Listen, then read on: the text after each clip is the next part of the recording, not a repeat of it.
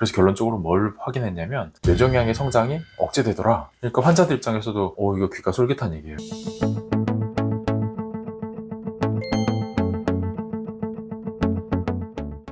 안녕하세요. 아임닥터 임찬학입니다. 오늘은 암세포 굶겨 죽이는 방법에 대해서 설명드리려고 하는데요. 뭐 얘기들이 많죠. 암 환자들은 뭐 이런 음식 먹어야 된다, 저런 음식 먹어야 된다, 뭐 이런 얘기들이 많은데 이게 최근에 연구 결과들이 되게 많이 누적되고 있어요. 그러니까 항암제들, 그러니까 암세포를 죽이는 방법이 예전에는 항암제를 이용해서 암세포를 이제 타겟해가지고 직접적으로 죽이려고 했었죠. 그게 1세대 항암제였다면 2세대 항암제들은 어떤 특정한 유전자 변화가 있는 세포만을 특정해서 공격해가지고 그 세포만 죽이려고 하는 노력, 그게 표적 항암제의 개념이었고 3세대 항암제는 면역력에 집중을 했죠. 면역세포들을 활성화시켜서 그걸로 인해서 암세포들을 없앨 수 있는. 근데 이제 4세대로 넘어가면서 어떤 연구들이 많아지냐면 대사항암제에 대해서 개념들이 많이 생겨나요. 어떤 특정한 대사의 경로를 차단하든지 그게 굶겨 죽이는 거랑 똑같은 얘기거든요. 그러니까 지금 이 연구에서도 오늘 가져온 연구가 미시간 대학교에서 연구한 결과인데 암세포, 특정한 뇌종양에 대해서 연구를 했고 그 암세포들이 어떤 대사 경로를 차단했더니까 성장 속도가 많이 줄어들더라, 이런 결과를 가져온 거예요. 연구가 이제 굉장히 많이 진척이 되는 상황이죠. 오늘 얘기 드리는 게 논문에 대한 얘기니까 약간 어렵게 느끼시는 사람도 그런 분들도 있을 텐데 뭐 암 환자들, 뇌종양뿐만 아니라 다른 암이 있는 분들이라거나 암의 가족력이 있다거나 아니면 평소에 건강성에 대해서 굉장히 신경을 많이 쓰는 분들이라면 꼭 들어두시면 도움이 될 거예요. 또 영상의 말미에 제가 어떤 특정한 음식들이 이런 것들은 좀 피하는 게 좋지 않을까, 이런 구체적인 내용까지도 좀 담고 있으니까 끝까지 시청해 주시기 바랍니다.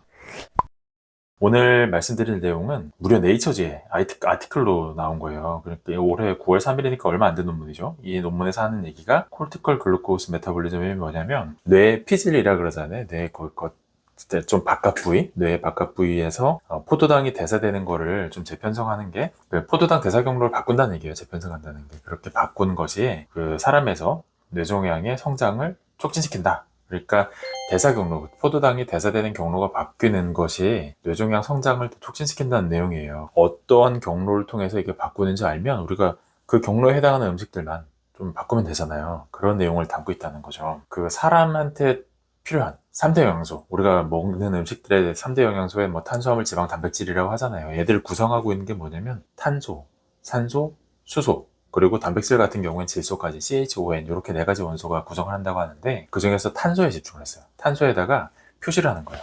여기 보면은 글씨가 작아서 잘 안 보이실 텐데 하여간 C라는 탄소에다가 그 13매의 분자량을 갖는 그런 탄소에 표시를 했다는 얘기거든요. 언제 어디서든 사진을 탕 찍으면 이 탄소가 어디 가 있다는 걸 알 수 있게, 먹는 걸로 통해서 흡수된 포도당, 그 포도당에도 탄소가 있거든요. 그 탄소가 어떤 경로를 통해서 우리 몸에서 사용되고 있는지 추적할 수 있도록 이런 장치를 한 거죠. 그래서 이분들이 밝힌 게 뭐냐면 이 3가지 그림 중에서 제일 왼쪽에 있는 이 그림이 의미하는 게 뭐냐면 정상적인 뇌를 가지고 있는 정상적인 뇌 조직에서의 탄소의 흐름이에요. 그 탄소들은 글루코스, 포도당 형태로 흡수돼서 뭐 여러 가지 세린 같은 것도 만들게 되고 이런 아미노산이죠. 그 다음에 TCA 사이클.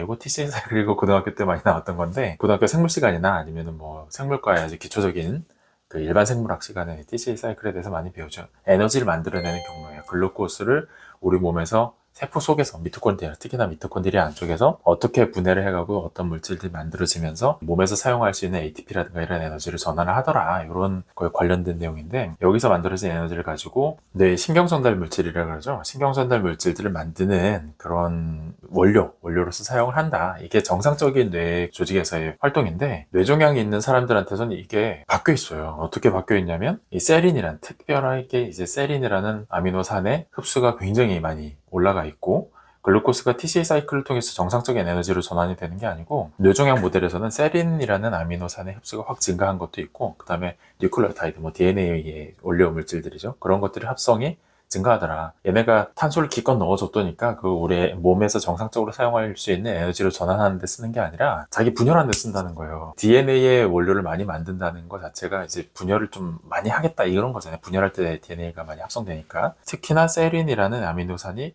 굉장히 많이 흡수량이 증가했더라, 이런 거에 이제 집중을 한 거예요. 그래서 연구진들이 생각하기에 그래? 너네들 세린 많이 먹으니까 나 세린 이제 안 줄 거야 라고 해서 세린을 제한한 시기를 먹인 그런 쥐한테서 어떤 변화가 일어나는지를 보는 거죠.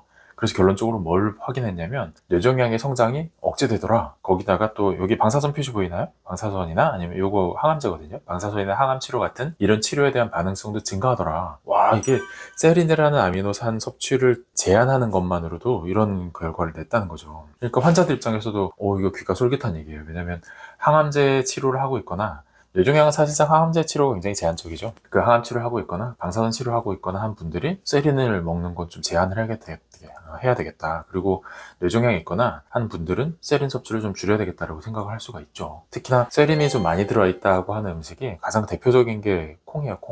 콩이랑 그 다음에 우유. 이런 것들에 좀 세린이 풍부하다고 얘기를 하거든요. 그러니까 유제품들을 많이 이제 드셨던 분들이라거나 안 되는 두부를 좀 많이 드신다거나 아니면 그 영양 섭취가 안 되는 분들은 아예 두유로 식사를 대체하는 경우들도 있거든요. 그런 분들은 좀 생각을 바꿔봐야죠. 특히나 뇌종양 환자라거나 뇌종양에 좀 가족력이 있다거나 이런 분들은 이런 내용을 한번 좀 눈여겨보시는 게 좋지 않을까 생각이 돼요. 그런 음식들의 섭취량을 좀 줄여보는 게 고려돼야 되겠죠.